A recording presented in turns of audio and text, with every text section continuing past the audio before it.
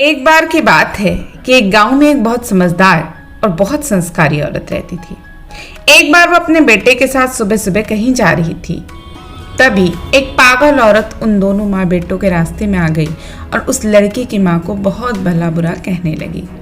इस पागल औरत ने लड़के की माँ को बहुत सारे अपशब्द कहे, लेकिन फिर भी उस औरत की बातों का माँ पे कोई असर नहीं हुआ और वो मुस्कुराते हुए आगे बढ़ गई।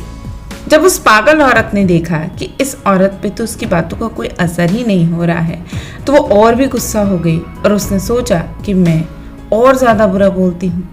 अब वो औरत उस लड़के की माँ, उसके पति और परिवार के लिए भी बड़ा भला बुरा कहने लगी। लड़के की माँ फिर भी कुछ नहीं बोली, आगे बढ़ती रही। काफ़ी देर भला बुरा कहने के बाद भी जब सामने से कोई प्रतिक्रिया नहीं आई, तो पागल औरत थक कर लड़के की माँ के रास्ते से हट गई और दूसरे रास्ते पर चली गई। उस औरत के जाते ही बेटे ने अपनी माँ से पूछा कि माँ, उस औरत ने आपको इतना भला बुरा कहा, पिताजी और घर के अन्य लोगों के लिए भी इतनी बुरी बात कही, लेकिन आपने उस दुष्ट की बातों का कोई जवाब क्यों नहीं दिया? वो औरत कुछ भी जो मन में आया बोलती जा रही थी, लेकिन आप मुस्कुराती रही कि आपको उसकी बातों से जरा भी कष्ट नहीं हुआ। उस समय माँ ने बेटे को कोई जवाब नहीं दिया, चुपचाप घर चलने को कहा। जब दोनों अपने घर के अंदर पहुंच गए, तब माँ ने कहा, तुम यहाँ बैठो, मैं आती हूँ।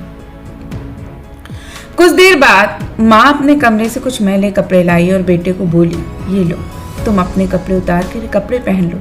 इस पर बेटे ने कहा कि ये कपड़े तो बहुत गंदे हो रहे हैं, इनमें से तेज दुर्गंध आ रही है।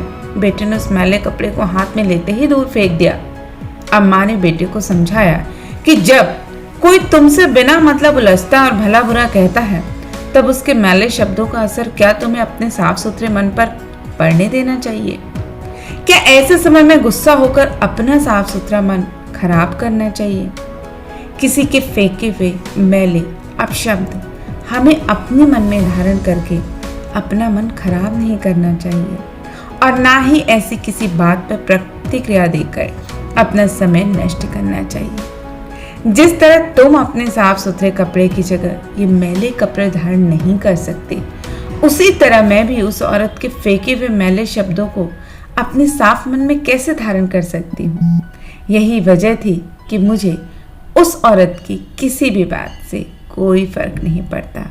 तो दोस्तों, याद रखिए कि इस दुनिया में आपको ऐसे बहुत से लोग मिलेंगे जो आपके खिलाफ बुरा बोलेंगे, आपके लिए अपशब्द कहेंगे या आपके लिए ही बहुत सारे गड्ढे खोदेंगे, लेकिन घबराने की ज़रूरत नहीं है। यदि हम उनका जवाब उनके जैसे ही बन के देंगे, तो उनमें और हमारे में कोई अंतर नहीं रह जाएगा। यदि आपको आगे बढ़ना है, तो ऐसे मैले लोगों को और ऐसे मैले गड्ढों को हमें छोड़कर ही आगे बढ़ना पड़ेगा। और जब आप इस तरह से आगे बढ़ेंगे, तो निश्चित रूप से आपको सफल होने से और आपकी जो भी परेशानियां हैं, मन में जो इन लोगों के प्रति जो विचार आते हैं, वो सब खत्म हो जाएंगे।